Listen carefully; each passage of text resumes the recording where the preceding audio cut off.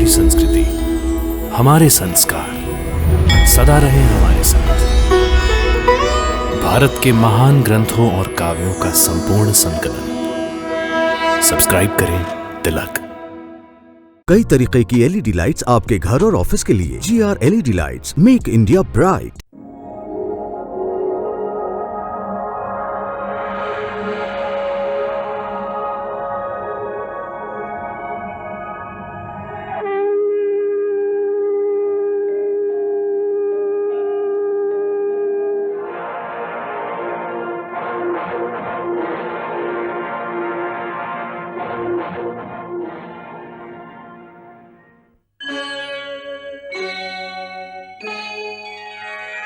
कृष्णा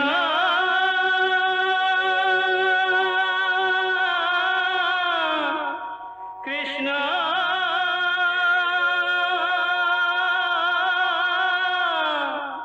हरे कृष्णा हरे हरे।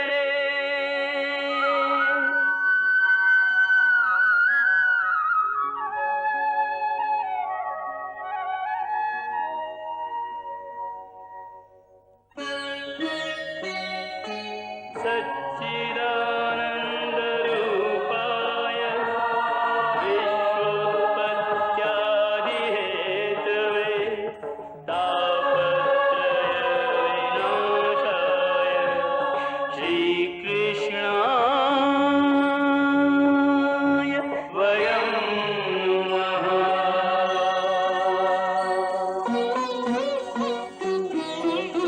श्रीकृष्ण गोविंद हरे मुरारे, हे नाथ नारायण वासुदेव। हरे कृष्ण राधे राधे कृष्ण कृष्ण कृष्ण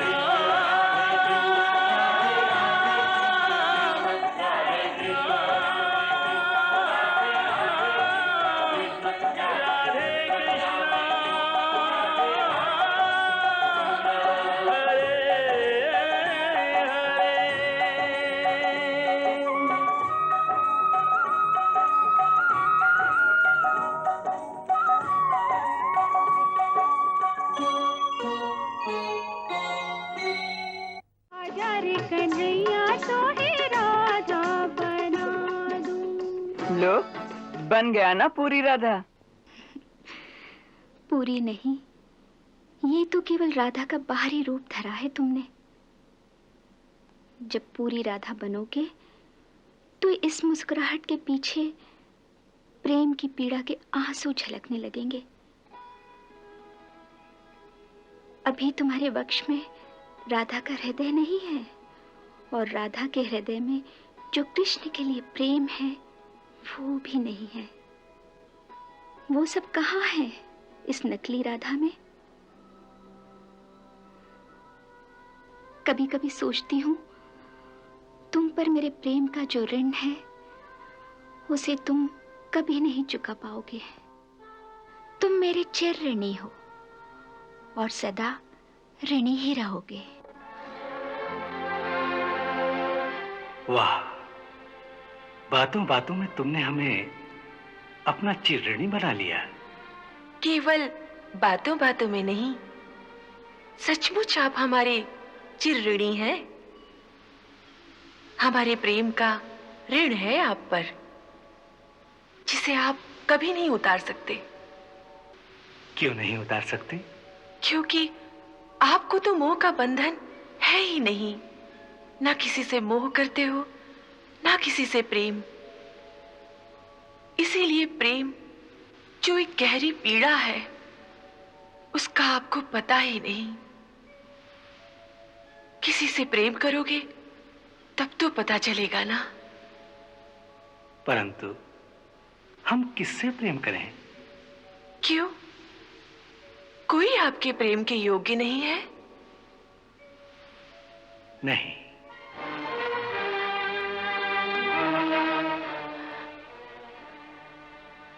हम भी नहीं?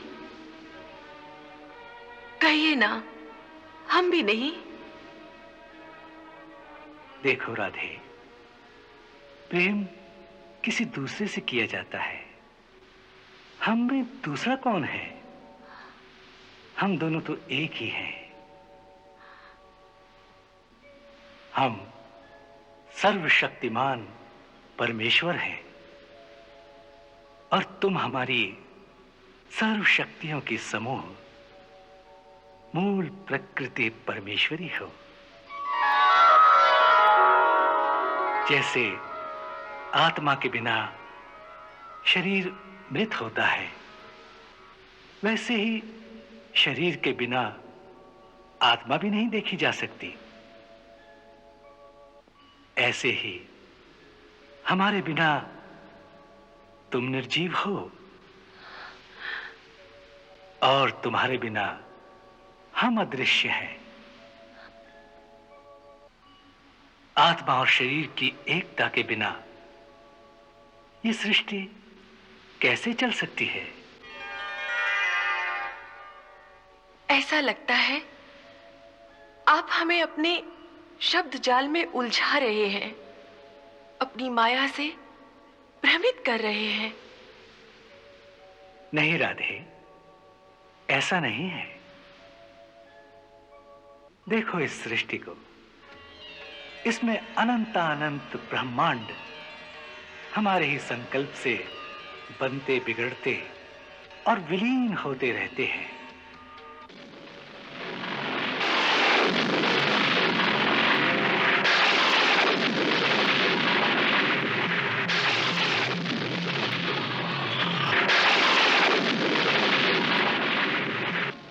इस जगत में हम स्वयं अपने आप को ही कभी व्यक्त, कभी तिरोहित करके अपनी ही लीला का आनंद लेते रहते हैं। अच्छे बुरे हर प्राणी में स्वयं हम ही तो हैं। मारने वाले भी हम, मरने वाले भी हम, माता भी हम, पुत्र भी हम, योगी भी हम, भोगी भी हम, कृष्ण भी हम और राधा भी हम ही हैं।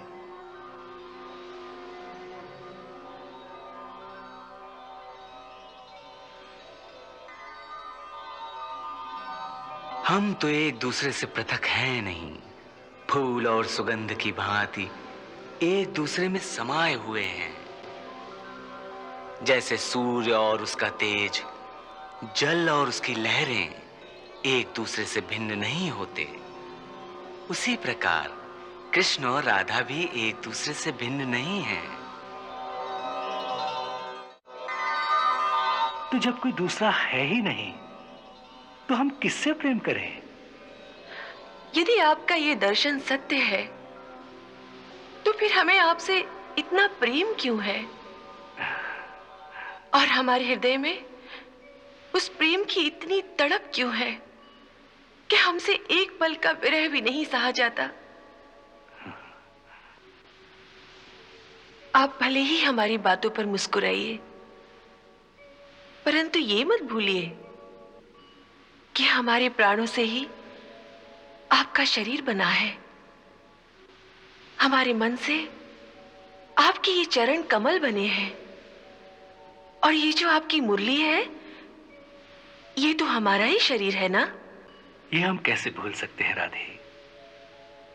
परंतु हम जो तुम्हें समस्त पीड़ा और शोक का नाश करने वाला आध्यात्मिक तथ्य बता रहे हैं, उसे तुम क्यों नहीं सुनती?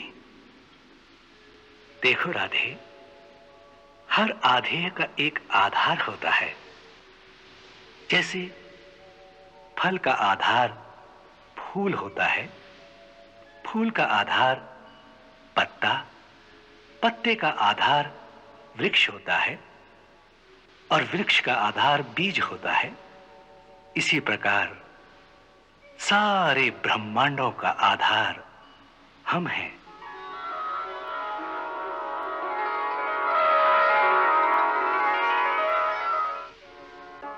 और हमारा आधार आप। क्योंकि हम नित्य आप ही में स्थित रहते हैं, परंतु आप हमारी आह्लादनी शक्ति होकर भी अपनी माया के भ्रम में आकर कभी भक्तों से, कभी गोपियों से ईर्ष्या करने लगती हैं, जबकि हमें तो हर गोपी में केवल राधा ही दिखती है।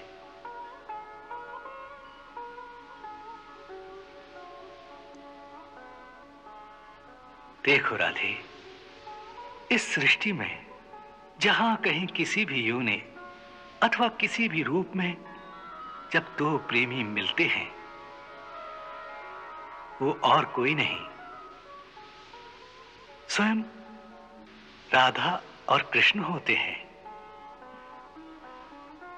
इस तथ्य को समझकर अपनी ही लीला में आनंद लो और हमारी तरह माया से दूर रहकर माया का खेल देखते रहो। माया का खेल? आप ये कहना चाहते हैं कि माया का कोई तथ्य नहीं, वो सब झूठ है? हमने ये भी नहीं कहा कि माया सर्वथा झूठी है। जैसे सपना सत्य नहीं होता, परंतु स्वप्न का एक अस्तित्व तो है ही, इसीलिए वो सर्वथा झूठ भी नहीं है। इसी प्रकार माया भी वो सत्य भी नहीं है, परंतु ये सब सर्वथा झूठ भी नहीं है। इसीलिए हमने इसे एक खेल कहा है। आपकी माया झूठ हो सकती है, सत्य हो सकती है, अथवा खेल हो सकती है, कुछ भी हो सकती है, परंतु जिसे प्रेम कहते हैं वो ना खेल है ना झूठ, वो तो परम सत्य है और वही आपके जगत का आधार है। इस सच्चाई को काटने के लिए क्या आपके पास कोई तर्क है? नहीं राधे। ठीक कहा आपने। यदि प्रेम सत्य नहीं तो भक्ति सत्य नहीं, और यदि भक्ति सत्य नहीं तो भगवान भी सत्य नहीं। हाँ राधे, तुम्हारे इस तर्क का हमारे पास कोई उत्तर नहीं। हम हार गए राधे। तो भगवान ने हार मान ली? हाँ, प्रेम के आगे ही तो भगवान हारते हैं, इसीलिए सदा भक्त की ही जीत होती है। तो बस सिद्ध हो गया, आप हमारे प्रेम के ऋणी हैं और सदा रहेंगे। इस ऋण को चुकाने का कोई साधन है? हाँ, एक साधन है। वो क्या? प्रेम।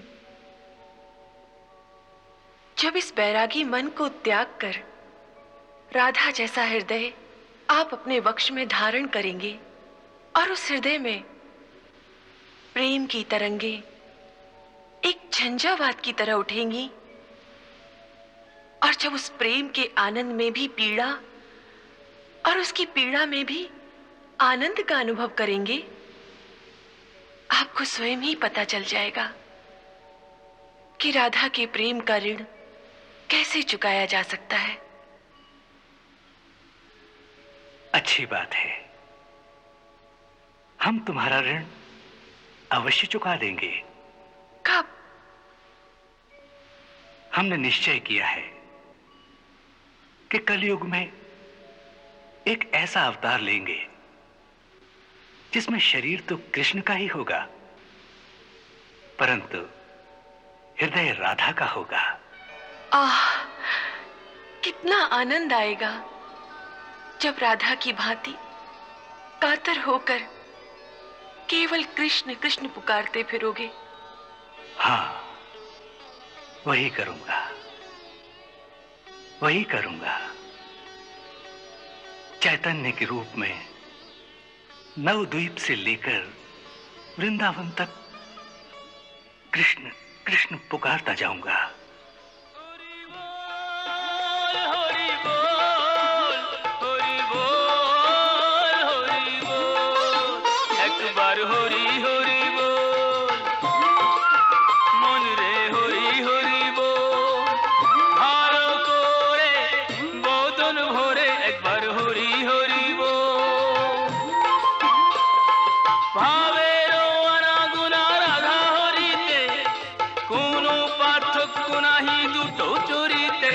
कृष्ण पुकारता जाऊंगा ताकि तुम्हारी तरह कृष्ण प्रेम में तड़प कर देख सकूं।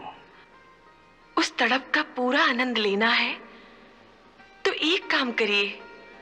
क्या? मुझे मुरली बजाना सिखा दीजिए। मुरली बजाना? क्या करोगी? जब आप विरह व्यथा से पीड़ित होंगे तो आपकी तरह वृंदावन में चैन से बैठी मुरली बजाऊंगी, जिसकी ध्वनि सुनकर आप भी मेरी तरह बेचैन हो जाएंगे। इसीलिए मुझे मुरली बजाना सिखा दीजिए। मुझे मुरली बजाना सिखा दो ना। मुरली बजाना सिखा दूं? क्यों? इसलिए कि पहले तो मुझे चैन से नींद नहीं आती। हर पल हर घड़ी मन तुम्हारी ही बात सोचता रहता है, और कभी थक हार कर मुश्किल से थोड़ी देर के लिए जरा सी नींद आ भी जाए तो बहुधा उसी समय तुम मुरली की तान छेड़ देते हो। बस फिर मैं बिस्तर में पड़ी पड़ी तड़पने लगती हूँ। मुझे मुरली बजाना आ जाए तो मैं भी ऐसा ही करूं। जब तक जागूं मुरली बजाऊं, न मैं सोऊं और न तुम्हें सोने दूं। तो तुम्हें अच्छा लगेगा? हाँ। अच्छी बात है। कल मैं तुम्हारे लिए एक मुरली खरीद लाऊंगा और सिखा दूंगा। कल क्यों? आज क्यों नहीं? पर आज मुरली कहाँ है?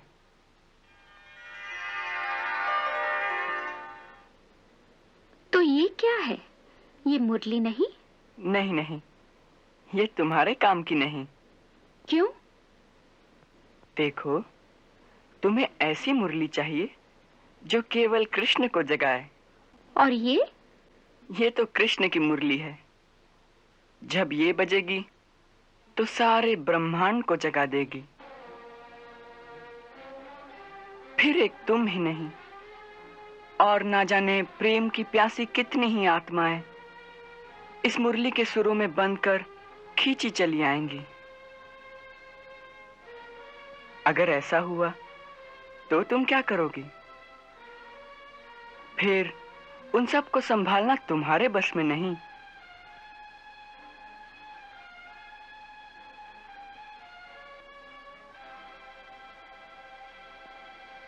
ये तुम्हारा अहंकार है कान्हा। राधा जैसा प्रेम तुमसे और कौन करेगा? जो इस प्रकार मतवाली होकर लोक लाज रिश्ते नाते सब छोड़ छाड़ कर तुम्हारे पीछे फिरेगी। अब अहंकार तो तुम कर रही हो राधे। याद रखो, अहंकार प्रेम का शत्रु होता है। जिसे तुम अहंकार कह रहे हो वो प्रेम का अधिकार है। जो सबसे अधिक प्रेम करेगी वो अवश्य अपना अधिकार मांग सकती है। प्रेम में मांगना नहीं, देना होता है राधे। ये सब दार्शनिक बातें रहने दो। तुम्हें अभिमान है ना अपनी दूसरी प्रियतमाओं पर? तो बजाओ मुरली और बुला लो उन सबको। आज हो जाए सबके प्रेम की परीक्षा।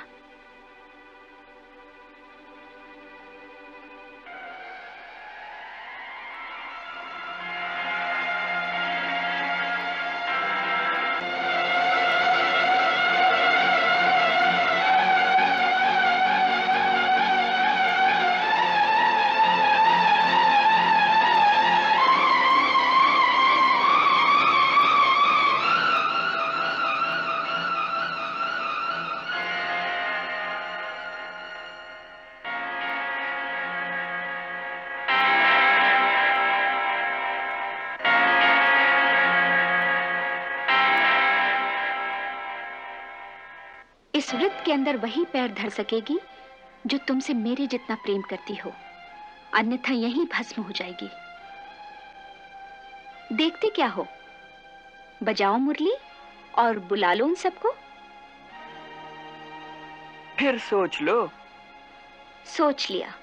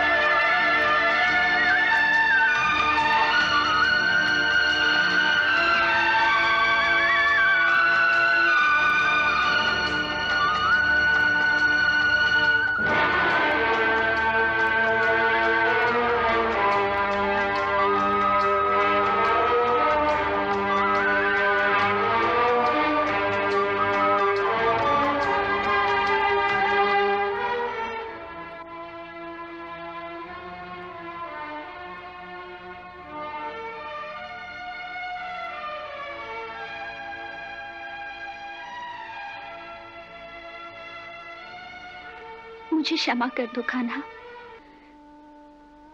मैंने भूल से केवल तुम पर अपना ही अधिकार समझा था। आज मेरा अहंकार टूट गया। राधा हार गई।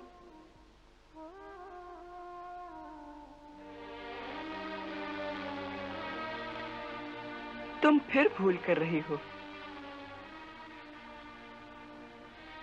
नहीं नहीं, तुम कभी नहीं हार सकती। देखो, इन सब को तनिक ध्यान से देखो।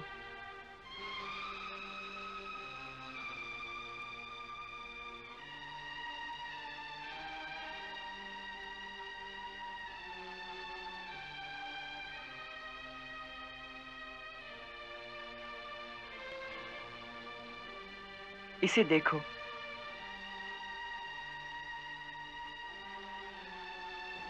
इसे मान है कि ये मुझे तुमसे अधिक प्रेम करती है, पर चूंकि मैं सिर्फ तुमसे प्रेम करता हूं, सो ये मेरी खुशी के लिए अपने प्रेम का बलिदान कर रही है। ये स्वयं को ललिता कहती है। पर देखो, देखो कि वास्तव में ये कौन है।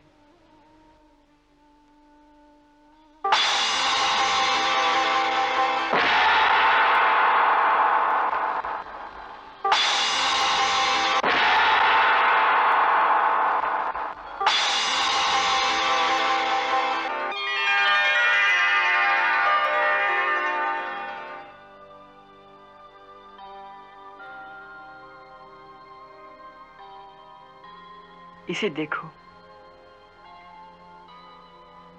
ये मन ही मन में मुझे अपना पति मान चुकी है। ये अपना नाम विशाखा बताती है। इसे भी देखो कि वास्तव में ये कौन है।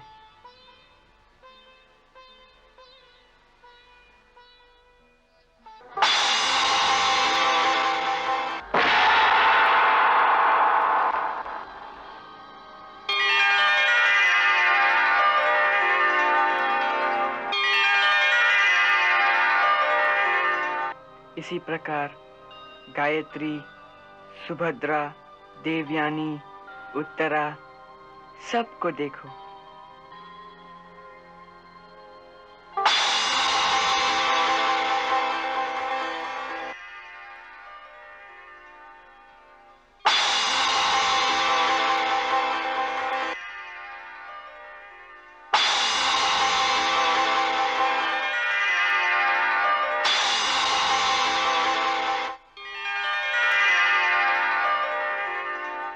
मायावश ये सब अपना अलग अलग नाम बताती हैं, पर मेरी दृष्टि पर माया का कोई असर नहीं होता। सो ये सब मुझे तुम्हारे रूप के दर्शन कराती हैं। अर्थात मैं इन सब में तुम्हारे रूप को देखता हूं।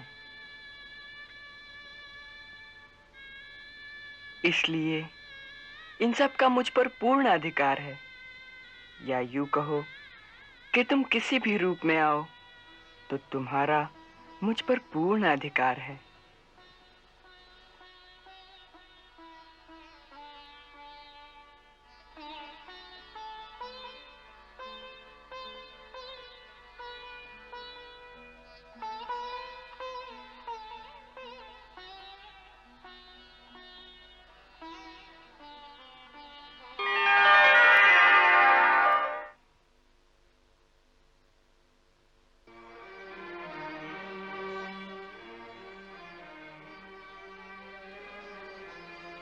इसका एक यह भी अर्थ है कि तुम्हारी माया तुम्हारी राधा को कितने कितने रूपों में भटका रही है। राधा, यही तो द्वैत और अद्वैत का रहस्य है कि द्वैत के अंदर अद्वैत और अद्वैत के अंदर द्वैत छुपा हुआ है। जब इस सत्य को समझ लोगी तो माया की शिकायत नहीं करोगी।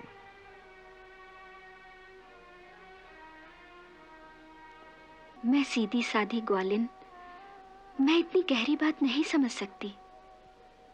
ये बात गहरी अवश्य है, परंतु इसका अर्थ बहुत सीधा है। अर्थात ये कि माया की दृष्टि से चारों ओर जो अलग अलग रंग, अलग अलग चेहरे, अलग अलग प्राणी हम देखते हैं, वो सब अलग अलग नहीं है, वो सब एक ही हैं, राधा और कृष्ण। इस संसार में जो कुछ है, जो कोई है, वह केवल राधा और कृष्ण ही है। राधा और कृष्ण के सिवा इस संसार में और कुछ नहीं है। एक चीज है।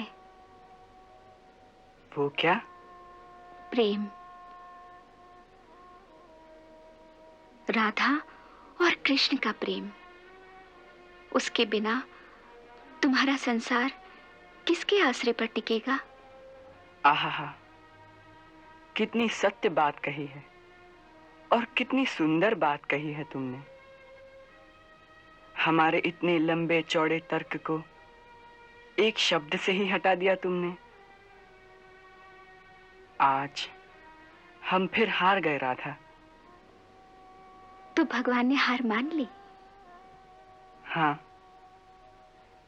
एक प्रेम के आगे ही तो भगवान भी हारते हैं। तुमने सत्य कहा, प्रेम के बिना ये संसार कैसे टिकेगा? प्रेम के बिना तो ये संसार उजड़ जाएगा, वीरान हो जाएगा,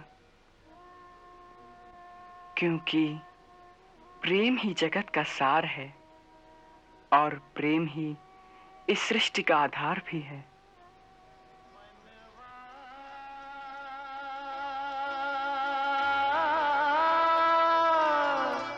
प्रेम जगत का सार रे मनवा, प्रेम जगत का सार।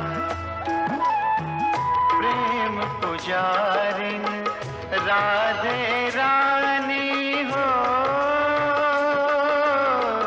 प्रेम पुजारिन राधे रानी, कृष्ण प्रेम अवतार रे मनवा। प्रेम जगत का सार रे मनवा, प्रेम जगत का सार।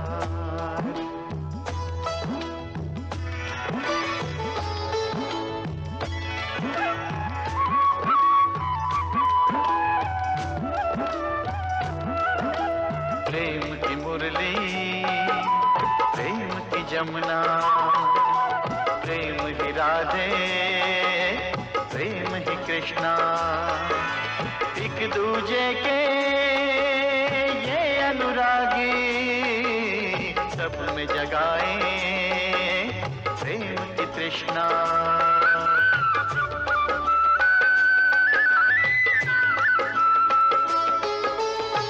प्रेम में डूबे प्राण करत है हो, प्रेम में डूबे प्राण करत है, प्रेम के जय जयकार रे मनवा।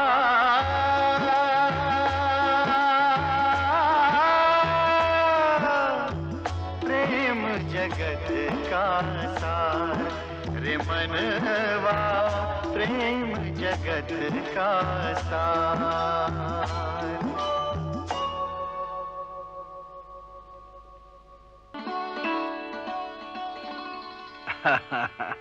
अच्छा, तो देवी देवकी ने ऐसा कहा कि उसका छोटा अनपढ़ ही अच्छा है।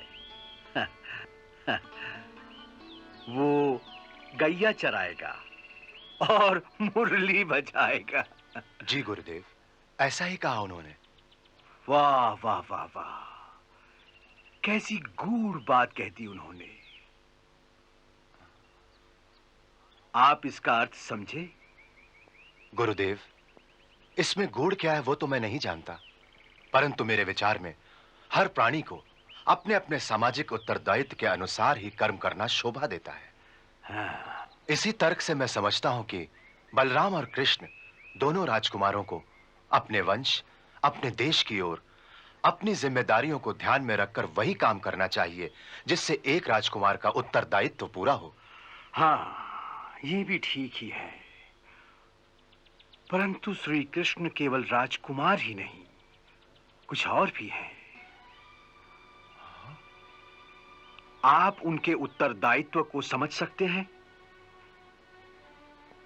अक्रूर जी, जो विद्या, जो ज्ञान आप उन्हें सिखाना चाहते हैं, वो सब मुरली की धुन में छुपा हुआ है। उसी के स्वरों में इस ब्रह्मांड की उत्पत्ति का राग है और सृष्टि की प्रलय भी उसी के सुरों में छुपी है। उसी मुरली के सुरों के उतार चढ़ाव से इस सारी सृष्टि का संतुलन भी होता है और उसी में वैराग्य के स्वर भी बोलते हैं।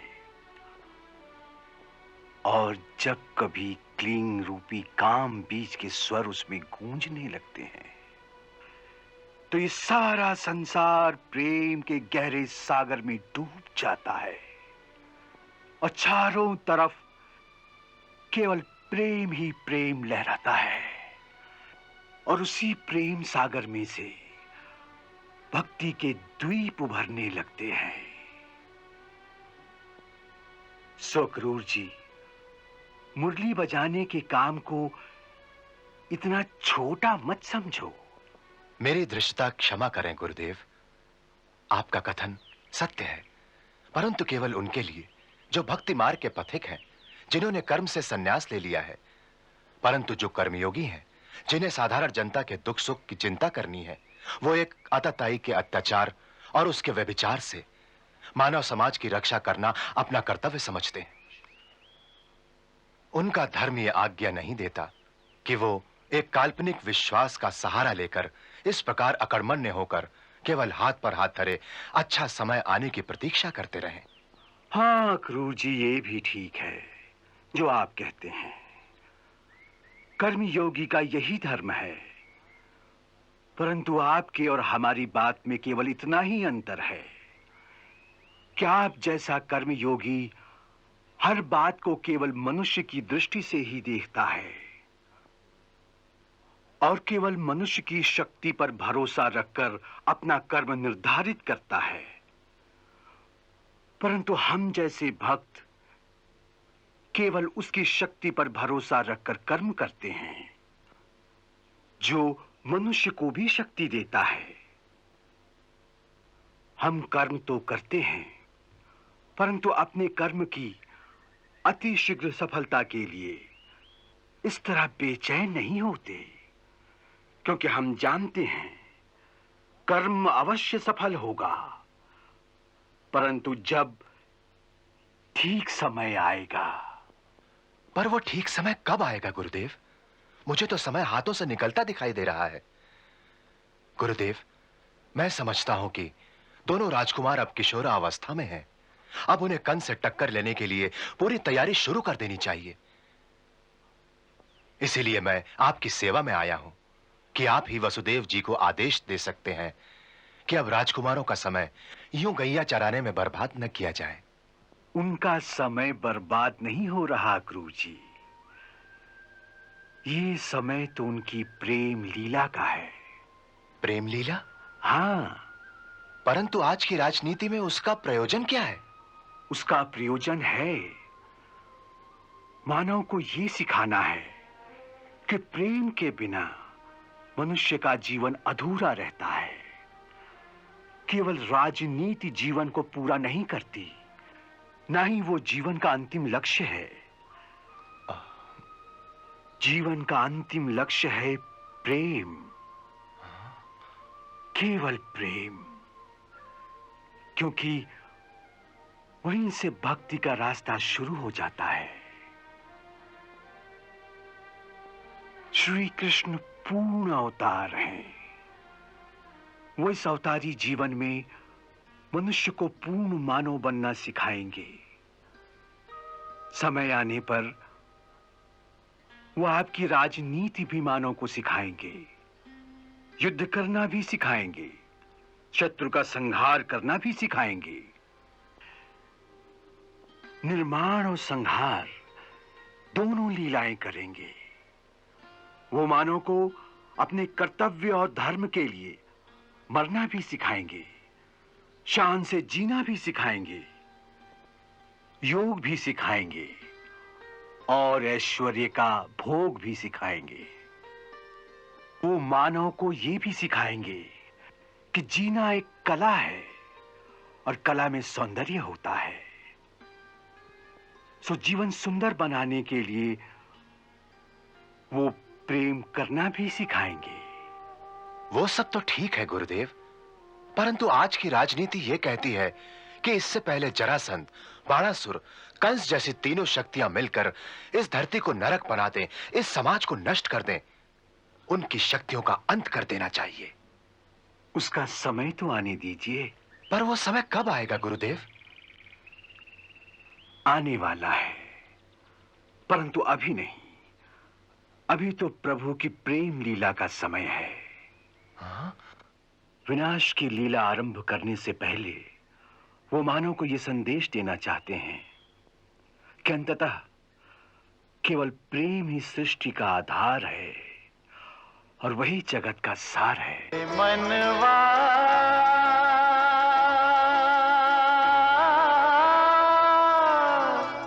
प्रेम जगत का सार, रे मनवा प्रेम जगत का सार।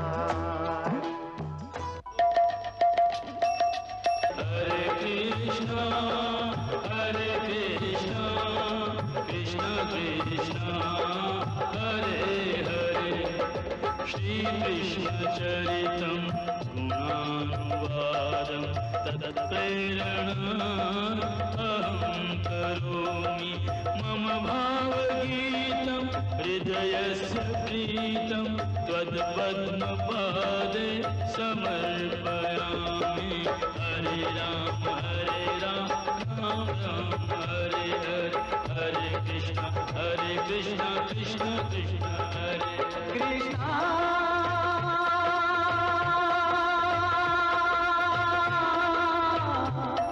कृष्ण